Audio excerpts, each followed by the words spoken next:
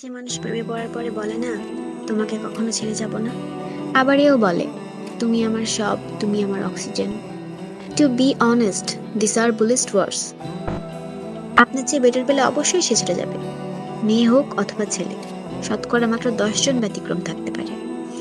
আমি লিখিত দিচ্ছি, পার্টনার যে কেউই হতে পারে, তবে পার্টনারের দায়িত্ব সবাই পালন করতে পারে না।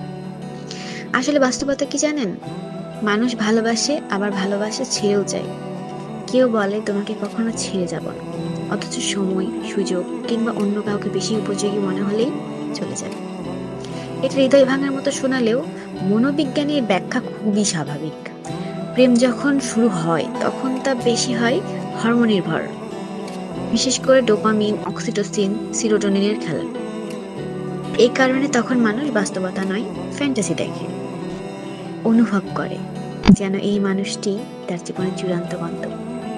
কিন্তু সময়ের সাথে এই হরমোনগুলো স্থিতিশীল হয়ে গেলে তখন শুরু হয় বাছবিচার, তুলনা, অসন্তুষ্টি, এবং এখানেই শুরু হয় ভালোবাসার বাস্তবতা। তাই কেউ যদি বলে তুমি আমার সব, আমি তোমাকে ভালোবাসি, সেটা তখনকার হয়তোবা অনুভব, কিন্তু সেটা ভবিষ্যতে গ্যারান্টি না। মানুষ অভ্যাস, প্রয়োজন, যোগ্যতা ও সুযোগের উপর নির্ভর করে সঙ্গীকে ধরে রাখে বা ছেড়ে দেয়। শুধু আবেগ দিয়ে সম্পর্ক টেকে না, সম্পর্ক টেকে দায়িত্ব, মূল্যায়ন ও পারস্পরিক সম্মানের উপর। হ্যাঁ, শতকরা 10% মানুষ ব্যতিক্রম হতে পারে, যারা যোগ্য, প্রতিশ্রুতিশীল এবং আবেগ মুক্তিকে একসাথে ব্যালেন্স করতে পারে। কিন্তু বাকি 90% যারা ভালোবাসে নিজের প্রয়োজনকে, মানুষকে নয়। তাই প্রেমে পড়ুন, কিন্তু চোখ বন্ধ করে নয়। বিশ্বাস করুন, কিন্তু নিজের আত্মসম্মান বিকিয়ে দিয়ে নয়। যে থাকবে সে প্রমাণ দিয়ে থাকবে, শুধু কথাই নয়। আবার এটাও আশা করেন না যে আপনি হাজার অবহেলা করার পরও কেউ আপনার সাথে থাকতে চাইবে। মানুষ এত বোকা না, বুঝেন নাই?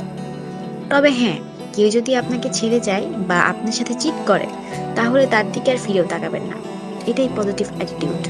যদি আপনি এমনটা করতে না পারেন, তাহলে সে আবারও আপনার সরলতার সুযোগ নেবে।